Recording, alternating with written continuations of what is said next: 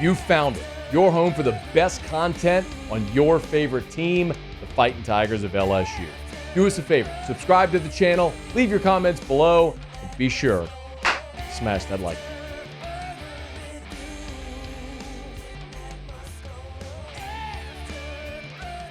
Manning camp was this past weekend, and we weren't there. We were following LSU's path to a national championship. Shay Dixon was there, however, and he's good enough to join us here. Shay, how are you, man?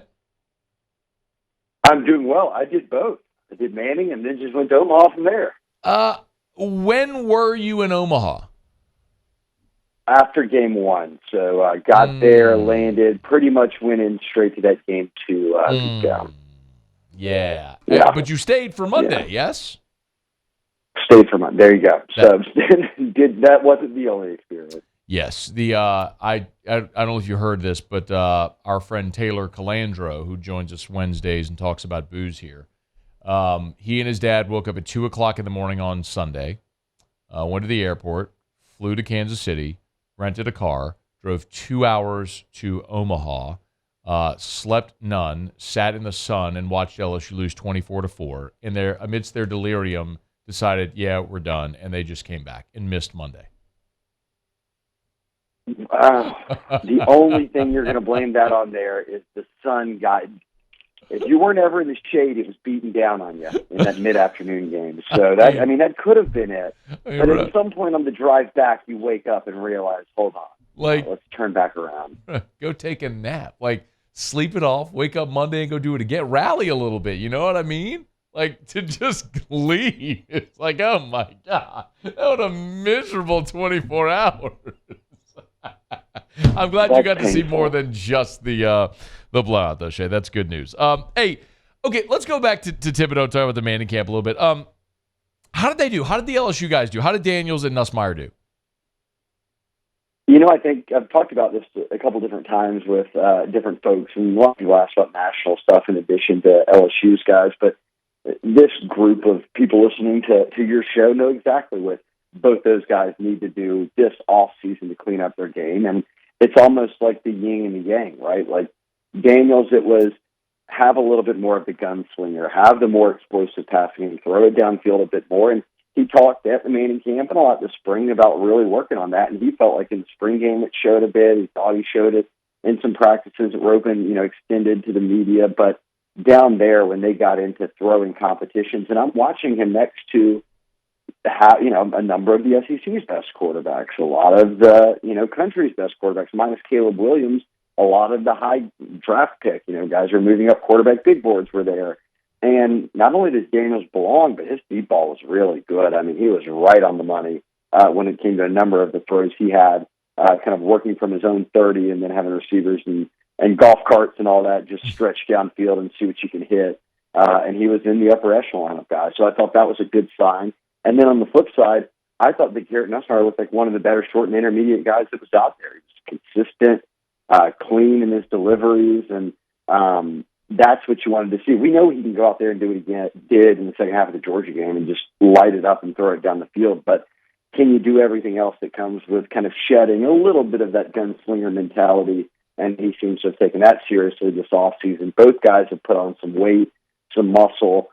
I'm hard-pressed to believe that there's a quarterback room out there that's got a better 1-2 punch, at least in terms of guys you'd be confident in saying, okay, they will. If I had to play them this year, I don't lose much sleep over, going one to the next. Elaborate a little bit more on Nussmeier and the job he did, and what you could tell that he did well. Well, I saw that LSU put out that he got Freak of the Week by the strength and conditioning staff, which I'll back up. I mean, he has bulked up a good bit in both the lower and upper half. And I think it is just about working through, like the Southern game, obviously not remember that, when he was, getting tackled and underhanding throws to the Southern guy to pick six it. Like, that's not ever going to work when you get in there and they're trusting you to be the starter. And I think Joe Sloan and Den Brock and Brian Kelly have probably all drilled that in him enough. And probably he's told himself enough of, hey, look, if I really am ready to take this next step, I've got to reel in all of that. And I think he did. And when we saw him later in the season, that wasn't part of the game that jumped out at you. It was, whoa, there's the arm talent. Whoa, there's some good decision-making. whether it was the bowl game or that second half in Georgia. I think he's really dialed in on that this offseason. So just from talking to him down there, talking to him a little bit at summer camps when he was out there with the recruits, I felt like that kind of was the big thing he talked about was, hey, I'm working on all aspects of my game right now. I'm hearing what the coaching staff's saying. And for him, that's going to set him up really well to get some playing time whenever it comes. I'm glad you mentioned that, Shay, because, usually when spring football comes around, it's such a short time from the end of the season to spring that it's kind of unrealistic to think you're going to see this giant noticeable or material difference in any of the players, right? It's a good opportunity for guys who are going to be first-time starters to get reps and things like that. But now when you're, 7 months removed from the end of the season, you should see progress with these guys. So you mentioned Garrett bulking up a little bit. Did you notice anything materially different about Jayden out there, albeit not in pads or anything like that? But was there anything that looked different? I think that, well, one, physically, but we saw it some this spring. I think when they weren't in pads, I could really notice it with Nussmeier. But we saw that Jayden had bulked up a good bit. Brian Kelly had already gone on record talking about it. Jayden's talked about it. That was something they wanted to do. Hey, if you're not only going to get sacked in the SEC, but if you want to lead the SEC in rushing for a quarterback, you got to be able to take some of these hits, and not get injured, basically, plain and simple. So I think he took that seriously. I think what I can tell about Jayden now, and from talking to him at Manning, this really stood out, is that this time a year ago, I think he was not in his head, but he was going through the reality of, I'm on a new team with a new head coach, with a new offensive coordinator, with a bunch of receivers I don't know, an offensive line I've never played behind, and I'm getting adjusted just like everybody else, except I've got 3 years of starting reps under me. That how does it translate? How does that Arizona State go to LSU? And I think you saw him make a really big jump from where he was at Arizona State to how he played a year ago, so much so that many people are calling him the best returning quarterback in the SEC, and I think he makes a very strong case for that. Whenever I asked him about that at Manning, he said, yeah, now I kind of feel like I'm back on track to where I should have been. Like I left high school as a number one dual threat quarterback in the country. I signed with Arizona State because I saw a chance at early playing time. I started every game for 3 straight years. Now I've made this jump to LSU where I was kind of playing from behind. And even though he had a good season, they win the West, but there were still parts of his game he wanted to see grow. And I could tell that's tough to do when you're with a whole new program and a whole new coordinator and doing all these different things with a new quarterbacks coach who's teaching you how to do things differently than you had done before. And he said this offseason was so much easier because he knew everything. He knows the playbook. He knows what they want from him. He knows the receivers really well. He doesn't have to win the team over, any of that. It was just about fixing these parts of your game to help out the team. And I think he could tell you that made it a lot easier on him. And now it's kind of put him in a position where, yes, you are maybe the conference's top returning, quarterback. Mm-hmm. Maybe you are one of the best quarterbacks in the country. And that's probably the vision that Daniels had when he decided to come to LSU. It just took him an extra year of deciding to return and pass up on the NFL for that to happen. Shea Dixon on 3, the Bengal Tiger. You mentioned that you could make a case that Jayden is the best quarterback in the SEC. I would make that case. As a matter of fact, earlier in the show today, I did. Who else stood out this week?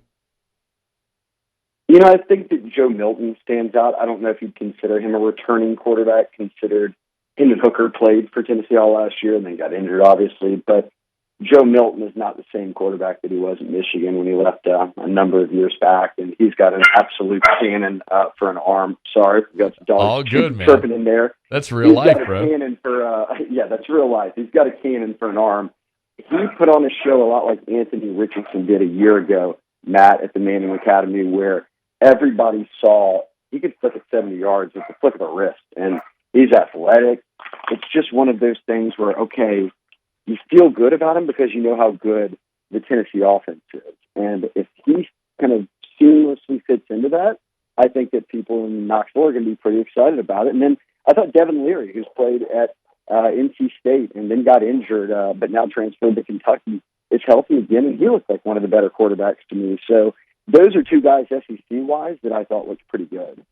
Hey, Shay, before you go, we got some recruiting news on the horizon for Brian Kelly. They had a couple of decommitments over the weekend, but trending more toward the right direction potentially?